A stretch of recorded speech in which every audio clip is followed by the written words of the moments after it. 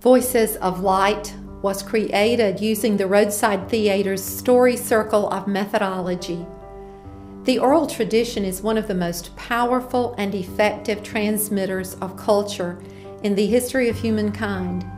A story circle is a group of people sitting in a circle telling a remembrance led by a facilitator.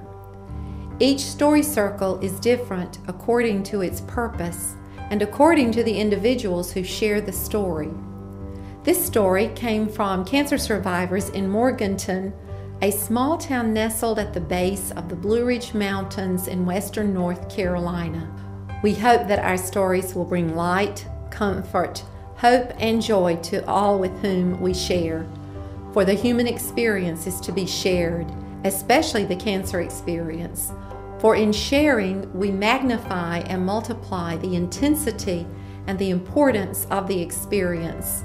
Hopefully, by doing so, we can educate others regarding the emotions related to the experience. The words written here attempt to bring you into our circle. But alas, as Socrates so wisely said, the living word has a soul, of which the written word is properly no more than an image. There was a time when meadow, grove, and stream, the earth and every common sight to me did seem apparelled in celestial light, the glory and the freshness of a dream. It is not now as it hath been of yore. Turn wheresoever I may, by night or day, the things which I have seen, I now can see no more. I remember vividly the day that I went for my mammogram. You see, I'm not a very good patient. I need very special doctors because I try to tell them what to do all the time. I guess that's the teacher, daughter of a nurse, oldest sister, and school principal in me. I was an elementary school principal at the time I was diagnosed, and some of my teachers actually called me the mammogram queen because I was almost always asking them, have you had your mammogram? Have you had your mammogram? Because see, for years, Grace Hospital offered discounted mammograms to teachers, and I went through the school like a little Energizer bunny saying, have you had your mammogram? Have you had your mammogram? Anyway, I need to go back to my story. I called my doctor's office assistant and said it was time to schedule my mammogram and my physical, and I told her I'd be in for my blood work the week before and to please set a time for all of it and to get back to me. See, I really am not a good patient, and I tell everybody what to do. Well, I guess that's the control freak kind of person that I am, as well as being that daughter of a nurse and all those things I said earlier. Anyway, I had my mammogram like clockwork all of my life. Went every year within 4 or 5 days of each other. I followed all the regular guidelines. I did breast checks. I breastfed my child. You know, I did all of it. I went in as scheduled for the mammogram, and when it was developed, the mammogram tech person had asked me to come back into the room. And she had placed my films on the light box, and when I saw them, I just knew. I got this funny feeling, and I just knew. I wasn't frightened. I was just really sick on my stomach. I was just nauseous. And once the nausea passed, I became angry. And I mean, I was mad. I was mad as a wet hen. I don't know why I was so angry, but I was. And the tech told me I was going to have to wait to speak to the radiologist. Well, being the wonderful patient person that I am, waiting was not one of my best things, and I whomped out my cell phone when I was sitting there in the room and called my general practitioner and told the office assistant that the films didn't look good. And I wanted my doctor to get in touch with the best surgeon that she knew, because I didn't care what the radiologist told me. I wanted those places biopsied, and I wanted it done as soon as I could. And to get me on his schedule ASAP. Well, after I'd finished my phone call, I probably had to wait another 5 minutes, and the radiologist came in and said that I needed to have a biopsy, and I said, yes sir, I'll have that done next week. And he looked at me and he said, you really believe that you can get that done next week? And he was just this little soft-spoken man, and I said, yes sir, I will have that done by next week. I think I may have frightened him some because I knew I was ready to blow, and he could probably feel it too because he got real quiet. Well, bless the heart of my sweet, sweet physician, because she got that biopsy scheduled within the week. That all happened on a Monday, and I had the biopsy the next Monday during an ice storm. I often laugh now and say I guess God sent that weather to help cool me down because I was still mad a week later. I received the call from the surgeon 2 days later. It was a Wednesday morning, February 14th, Valentine's Day, telling me that both of the tumors in my breast were malignant. And he told me he was calling to tell me so that I could get myself together before my appointment with him at 5 o'clock that afternoon. I guess he'd heard the story from the radiologist and wanted me cooled off by the time he come. I thought I would never feel the same in my life about Valentine's Day again. But then I thought, wait, let's make this a special day for the rest of my life. The rainbow comes and goes, and lovely is the rose. The moon doth with delight look round her when heaven's a bare. Waters on a starry night are beautiful and fair. The sunshine is a glorious birth, but yet I know wherever I go that there hath been passed away a glory from the earth. Well, I was 59 years old, and I'd never really been sick before. My hemoglobin was really low, about 6.8. He told me I was losing my blood somewhere. They put me in the hospital on Thursday to run some tests. I really didn't know what to expect. I never knew there could be so many tests. The doctor came in to see me on Sunday evening about 9 p.m. He pulled up a chair and he said, "Well, we have all the test results. You have double blockage in your ascending colon and it's carcinoma cancer." Then he said, "Cancer's not really your problem. It's the fact that it's eaten through the intestine and you have a serious infection. I'm going to start you on a double bag of antibiotics tonight and put you down for surgery first thing Wednesday morning if I can get your hemoglobin up to 10. They'll come in the morning and start giving you blood." I was lying there in the bed the next day. I believe it was after lunch. This nurse came rolling this big machine in, huffing like a big heifer. I wasn't sure what it was for. I figured it must be something to warm up the blood before they put it in you. You know, they keep it frozen or cold. Turns out I was right, but anyhow, they hooked on one end of the port to the IV. There was a harness they was hooking up and with a bunch of tubes and stuff. The heifer was hooking them up, and the one that was supposed to know said, "I don't believe it goes there, it goes here." I was laying there thinking, they're going to turn this thing on in a minute, and if it ain't hooked up right, it's going to suck out what little bit of blood I got left. Oh me.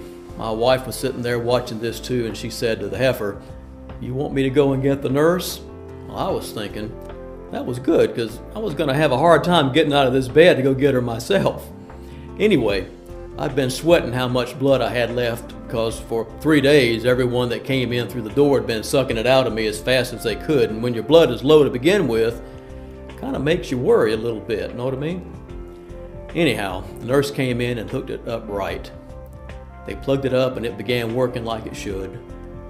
And before you know it, here came another one with this big needle getting ready to take some more out. And I said to her, "Y'all been taking it out as fast as you putting it in." She looked at me real serious and said, "We giveth and we taketh away." There was a lot of humor in something that could have been really bad. We need to find it. Now, while the birds thus sing a joyous song, and while the young lambs bound as to the tabor's sound, to me alone there came a thought of grief. A timely utterance gave that thought relief, and again I am strong.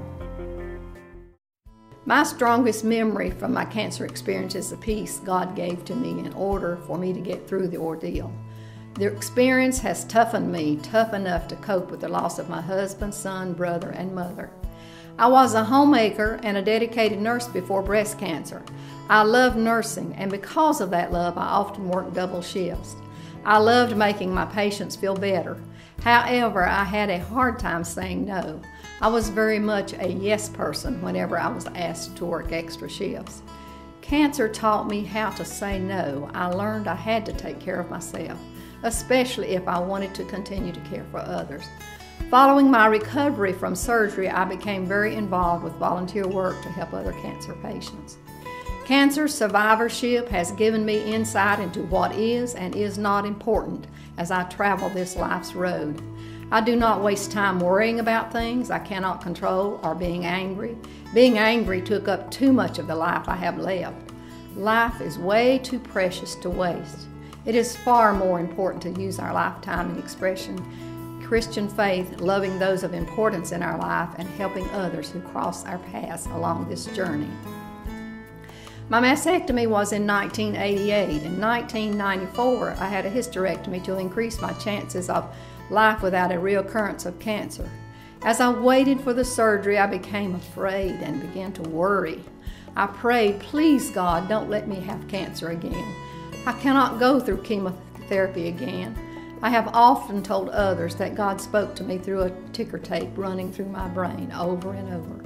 I was with you the first time, I will be with you again. My response was always, I know, but it just seems to be you and me. These words kept going through my mind.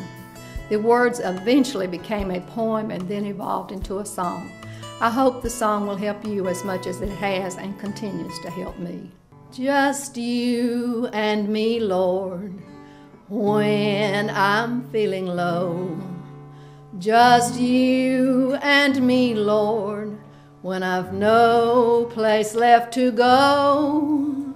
When I feel the pain and tears fall down like rain, there's just you and me, Lord, just you and me. You are my comforter, you are my peace. I know I have a home on high. You've already signed the lease, so let me show my love as you do from above. There's just you and me, Lord, just you and me. You make my burdens light, oh Lord, you help me through each night. And when the morning breaks, you ease my heartaches. And when the sun goes down, darkness falling all around, there's just you and me, Lord, just you and me. So to all of you I say, when you kneel to pray, be assured you will find a great peace of mind, and don't forget that He can hold you tenderly. Hold me now, Lord, just you and me. Hold me now, Lord, just you and me.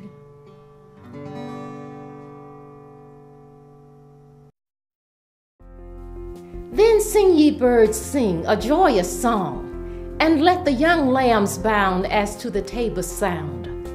We in thought will join your throng, ye that pipe and ye that play, ye that through your hearts today feel the gladness of May. Hi, I'm breast cancer. And I'm thyroid cancer. Yep, that's us. B and T. Why do you come first? Because B comes before C. What's C got to do with That's it? why we're here, the big C. Oh, that reminds me of a story. What story? Have you heard the one about the head of oncology? No. Well, he was this tightwad, you know. He rarely did anything for his wife.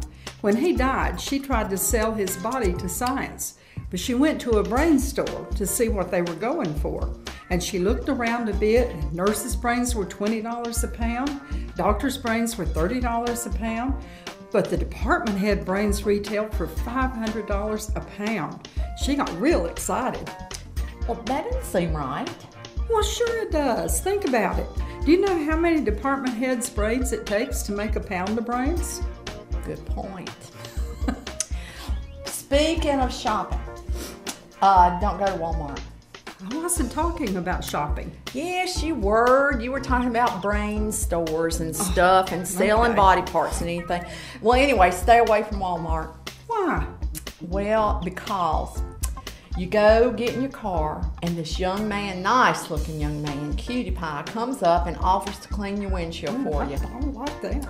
And the next thing you know, he is stripped down to his waist and he's there just wiping your window with this young hard body. And then his friend comes up to do the other side of your car. Calm down, Eve. And he comes up and he strips down too, and then you got these two hard bodies there just cleaning your windshield. I'm going tomorrow. And this guy comes up, the third guy, and he goes in your back seat and he steals your pocketbook. That's awful. I know it. I know it's terrible. Happened to me 5 times last Saturday. You're awful. You're awful. Yeah, I know it. I know it. Cancer made me this way. Cancer didn't have a thing to do with it. Yes, it did.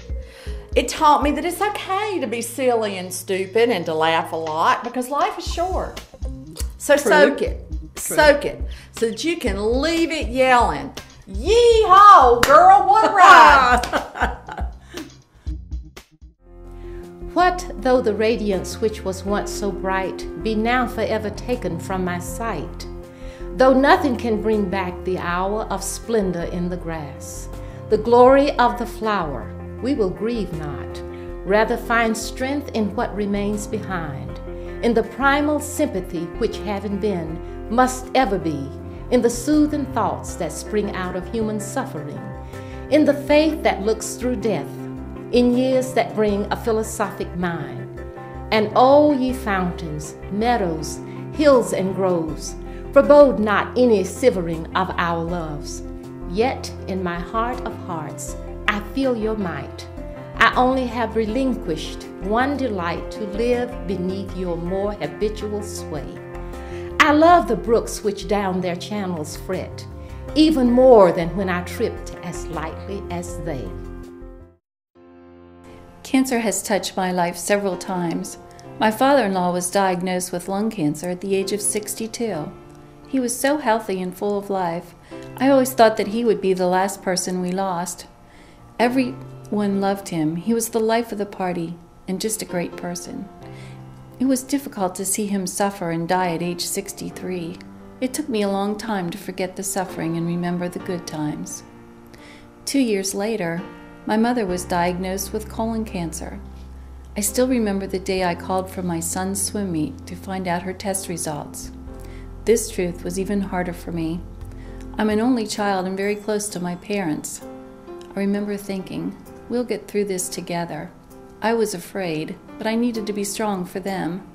Mother had the surgery to remove the cancer. She also needed a colostomy. My mother was a pretty woman and never left the house without fixing her hair and looking very nice. And one day she asked me if I would like to see her colostomy. I was shocked. It didn't look nice like the rest of her. I thought, how does she deal with this? She never complained, and all I could think of to say to her was, "Mother, I'm here. If you need to talk about it, it's okay." She never talked about it. She was so strong through it all.